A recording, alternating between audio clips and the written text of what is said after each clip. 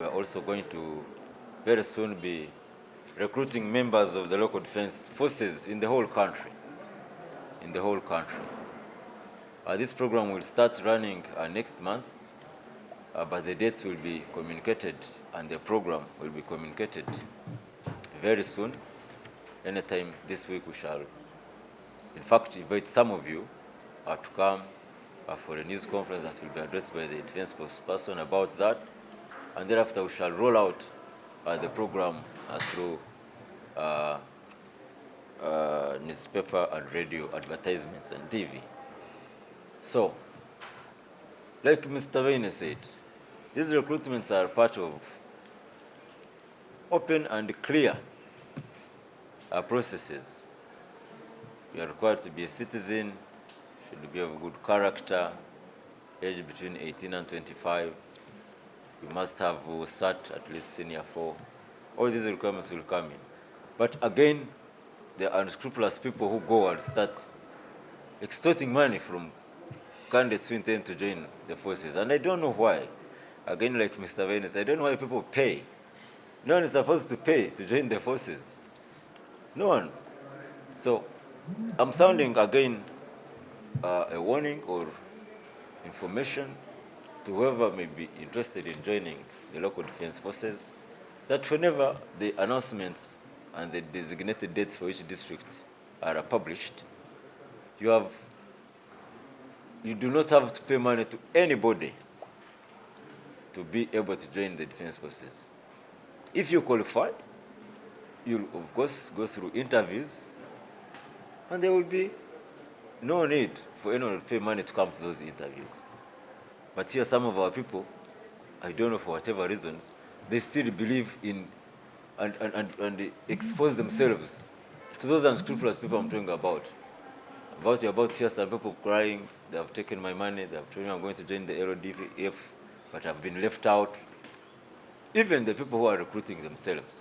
If we get that kind of information, that someone is paying money, I do not think we can entertain it. And any candidates that pay money, it is absolutely their fault. It's absolutely their fault. The LDUs, like I said, they'll be recruited from all over the country. Every district of Uganda will have some quotas given. And quotas are given according to the population of the district as per the Uganda Bureau of Statistics estimates. So in total, we are looking up to about 10,000 LDUs from all over the country to help boost our security operations. Torture. I don't think I have an answer for you, Colonel, because to understand the context of His Excellency's message, and like he said, he had even written a letter to all security forces sometime in May 2017 about some of these situations where some individuals, again I want to say individuals, get high-handed and end up using sometimes unnecessary force against any suspects. But really I cannot tell you that it is so and so and so because I don't have that information. But at least from the perspective of the UPDF, even before the president's directives came, we have a zero tolerance policy to any acts of human rights violations. That one, torture can also be qualified as a human rights violation. I hope you know that. We have a zero tolerance to human rights abuses among our forces. We even have a fully fledged directorate for human rights, which among other things always conducts periodic trainings to the members of the forces and also monitors in case there are any violations that could be in the force and report them quickly for subsequent action. And you know, people have always been covering even our court proceedings. For instance, there's a time there was a problem. I wasn't yet in office. An altercation between the soldiers of the Metro Police and some members of the media, when there was I think the Mr. Bobby Wine and group when they were taking some petition, thefts of the human rights. This was clearly covered by all of you. I remember even the Chief of Defense Forces then, General David Mhoze, called you people, put an apology on behalf of the institution. The members who were implicated in this, you remember they were clearly charged in the court martial. So we have always taken swift action. But on the numbers, really, just for apologies, but we can always check back and get them to you. I didn't have them off cuff. Our ongoing disarmament operations in Karamoja, I think, as you have already known, we have a revitalized disarmament operation in that sub-region, which operations started on the 14th of July this year. There had been situations of increased lawlessness in that place following continued rearmament by these people in Karamoja for the sole purpose of using those weapons to wrestle animals. You know, this is not the first time we're doing disarmament. The area had been largely stabilized. What caused the problem was increased coming in of pastoralists from neighboring states, particularly the Turkana in Kenya and the Toposa from South Sudan. Uganda has a bilateral arrangement with Kenya to allow the Turkana pastoralists to come and graze from Karamoja, especially during situations of drought in their part of the country. But the condition has been that they can only come to get pasture and water for their animals, provided they do not come with any weapons. But some have been violating this understanding and end up coming with guns, which eventually find their way into other communities in Karamoja itself. So, as a result, we decided that we need to remove these guns again, and the operation is twofold: voluntary and also forceful disarmament for those who do not comply to voluntarily hand in those weapons. So, like I said, since 14th of July, so far we've been able to recover 57 weapons in that period alone. 57, and 350 rounds of ammunition. But we have also been able to arrest some of the illegal armed warriors who resisted to hand in their weapons, and these are undergoing trial in the 3-division court-martial. A total of 322 have so far been arraigned in court, charged and remanded in Moroto prison.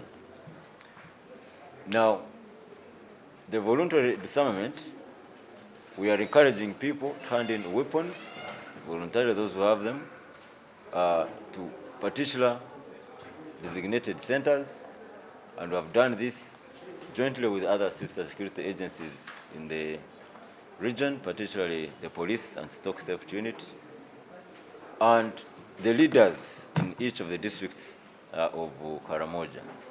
So we went and mobilized them and launched disarmament operations for voluntary disarmament starting from the 3rd of August. So all the leaders of Karamoja districts have pledged and they are committed to help us take this gospel of peaceful handover of weapons. And those people who voluntarily bring in these weapons, of course, are pardoned. We do not charge them in court like these ones whom we arrest forcefully. And we give them a certificate to show that they have voluntarily handed in these weapons. And that particular certificate will also help in identifying them for other gainful government programs which they can benefit from. You have also heard about the situation in South Sudan, where there were clashes in the SPLA in opposition, amongst themselves they had some misunderstandings, and there was some fighting on the 6th and 7th of August in Magenis, which is Upper Nile State. That place is far away from the border with Uganda, but like you know, any situation in a neighboring country, particularly like that South Sudan, where we have a lot of security and other interests as a country, we are, as a force of UPDF, really monitoring this situation. We have representatives in the ceasefire and the transitional security arrangements monitoring and verification mechanism, which is based in Juba, South Sudan. They keep giving us daily feeds on this to make sure that that situation does not in any way spill over to come and affect our people here in Uganda. However, the IGAD, Intergovernmental Social Involvement, also held a meeting on the 9th of August and addressed themselves, among other matters, to this particular situation and urged all these people who had gotten misunderstanding to try and resolve their problems peacefully without, again, opting to violence, which can destabilize the already going peace process in the South Sudan. You have also could have picked information about the situation in Apa.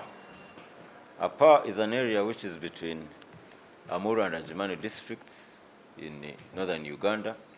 This is a problem that has been on for quite some time, since around about maybe 7 years ago. It has been on, coming up,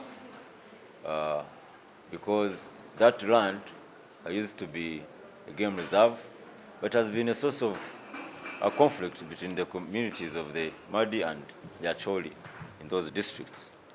Now, some clashes also happened there, where a number of people were injured following those clashes.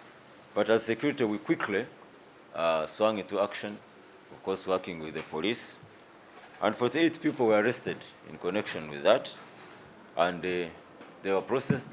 And as we speak, 7 of them, I think, 17 rather, police has found some incriminating evidence against them. And they will be charged according to the law. The president also met some groups of people from there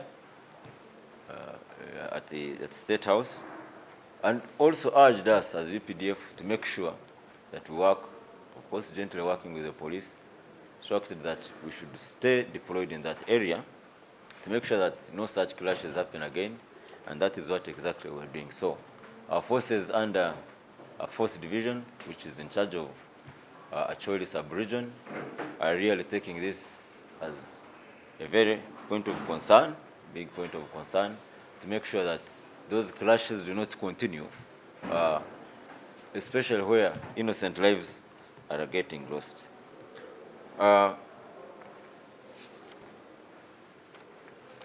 also talk about ongoing operations here on enforcement of regulations against the spread of COVID-19. UPDF will continue to work with police and other security agencies to make sure, especially during periods of curfew, that it is observed. However, we have also been having situations where some people attempt to attack our forces, which is extremely dangerous. They find a patrol moving, they throw stones at them. Some of them are found maybe drinking alcohol in bars. When the patrols come, they attempt to fight them. So I want to use this opportunity to sound a warning to any characters that are behaving like that, that it is extremely dangerous to try and attack security forces who are duly deployed to discharge their duties. And the security forces will certainly not hesitate to defend themselves in such circumstances. Even at roadblocks, checkpoints, when we had the checkpoints, some people used to come and want to know officers who are guarding manning these checkpoints. Border people, even some vehicles. Because if someone flags you down, says, come, this is a checkpoint, want to establish this and this and this, what is the reason now for you not cooperating if you are legal on the road? If you are operating at night beyond the curfew hours, and the patrols or the patrollers stop you, you should stop and identify yourself and probably what you are doing in that period of time. You could be having a genuine reason. There is no reason to try and confront this security personnel because, like I said, it is completely risky and dangerous to whoever intends to do it.